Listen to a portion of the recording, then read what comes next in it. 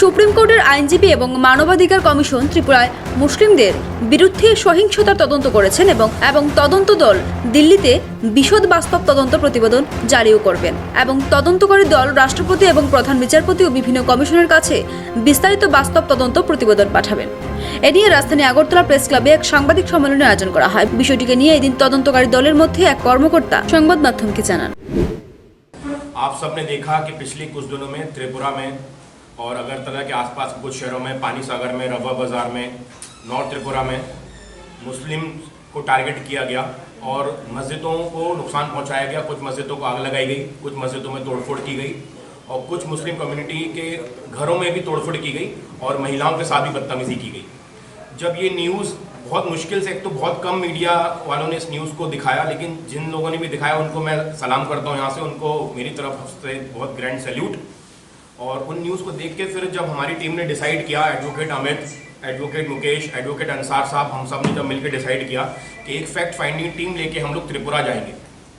और हम लोग पिछले 3 दिनों से त्रिपुरा में हैं और यहाँ पे आसपास जहाँ पे भी माइनॉरिटी को टारगेट करके उनका नुकसान पहुंचाया गया है, वो हमारी टीम ने वहाँ विजिट किया, वहाँ पे लोगों के स्टेटमेंट रिकॉर्ड किए, उनके वीडियोस बनाए, ऑडियोस लिए और हमने अपनी फैक्ट फाइंडिंग टीम, जो इनिशियल फैक्ट फाइंडिंग टीम है, हमें ये पता पड़ा है कि ये टारगेटेड अटैक था मुस्लिम कम्युनिटी पे और उनके रिलीजियस स्ट्रक्चर पे।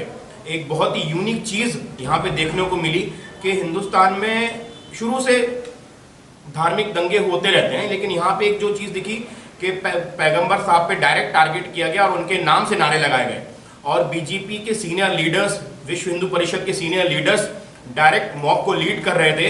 और एक और यूनिक चीज़ यहाँ पे देखने को मिली कि जेसीबी मशीन भी लेके आए थे मॉब में। जेसीबी मशीन का काम क्या है? किसी रैली अगर कोई ऑर्गेनाइज हो रही है तो जेसीबी मशीन का क्या काम है? और आज आप देख रहे हैं कि कोरोना से हमारा पूरा देश जूझ रहा है, जहाँ पे कोविड गाइडलाइंस भी कोई चीज़ होती है उनका भी वॉयलेशन किया गया। 4,500 से 5,000 लोगों की भीड़ ने वहाँ पे जुलूस निकाला, लोगों के घर तोड़े, मुसलमानों की मस्जिद को आग लगाई और पुलिस प्रशासन के सामने ये सब हो रहा था। कितने वीडियोस आपने देखे हैं कि पुलिस ऑफिसर्स वहाँ पे हैं और उनके सामने ही ये दंगे किए जा रहे हैं और पुलिस वहाँ पे चुपचाप खड़ी हुई है।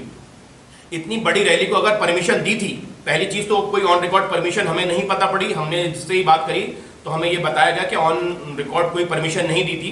परमिशन नहीं दी थी तो जिसने भी रैली निकाली उनके खिलाफ एफआईआर रजिस्टर्ड क्यों नहीं हुई? रैली को रोकने का काम पुलिस ने क्यों नहीं किया?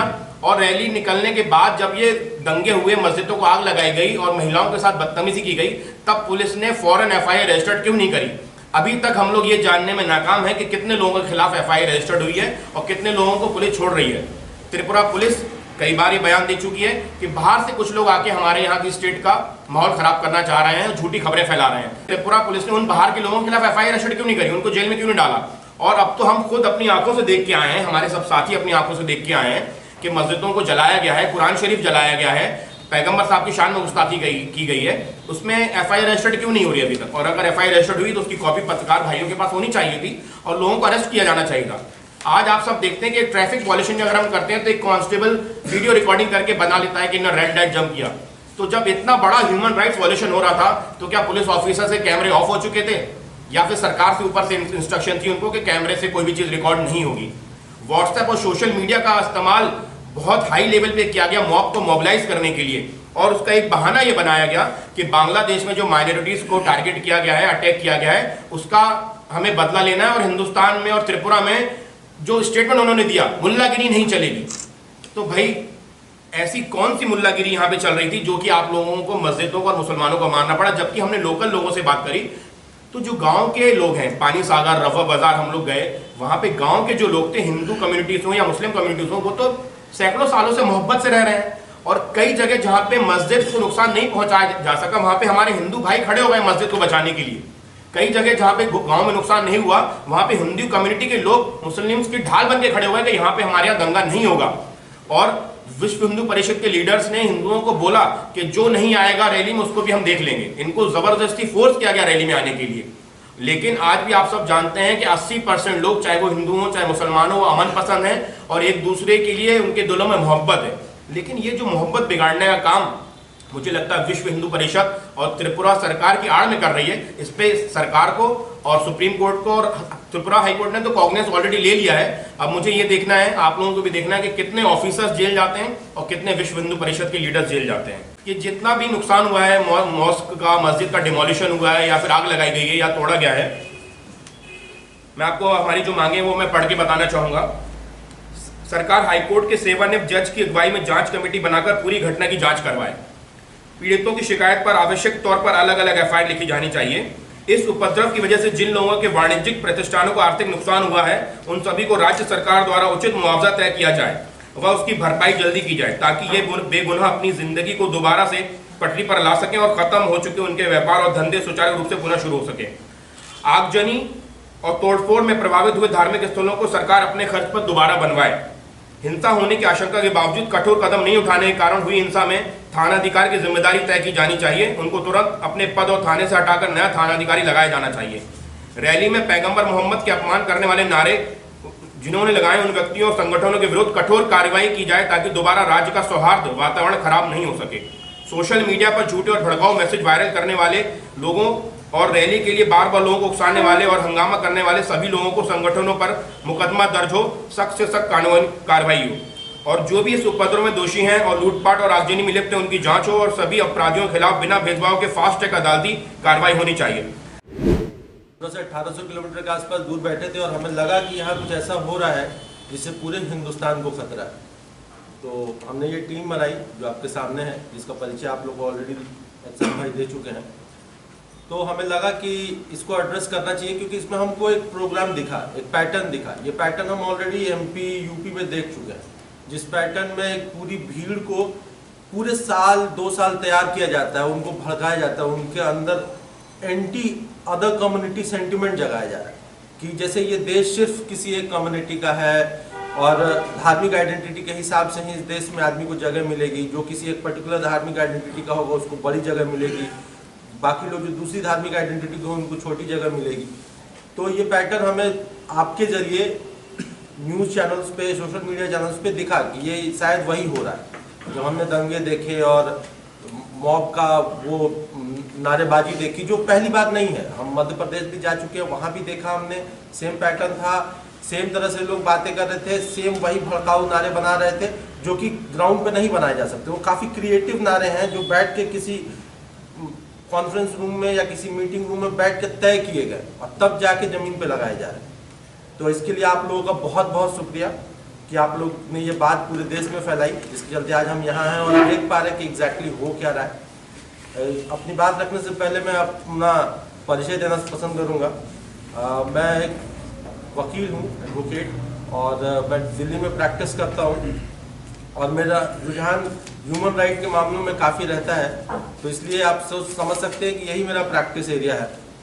इसके अलावा मैं लेबर ऑर्गेनाइजेशन है all India central council of trade unions, उसका मैं दिल्ली स्टेट कमेटी का मेंबर हूँ और communist party of India Marxist Leninist का मैं मेंबर भी हूँ।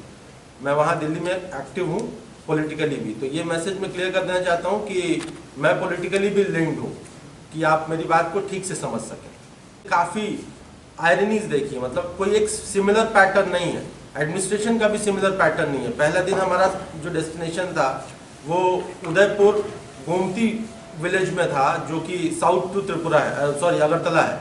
वहाँ हम गए तो वहाँ एडमिनिस्ट्रेशन इतना रिलक्टेंट था हमें ग्राउंड पे बात करने देने से और फैक्ट्स को पता करने से, कि the all establishment of the police force in the district came to our spot and made their each and every effort कि हम लोग बात ना कर पाए।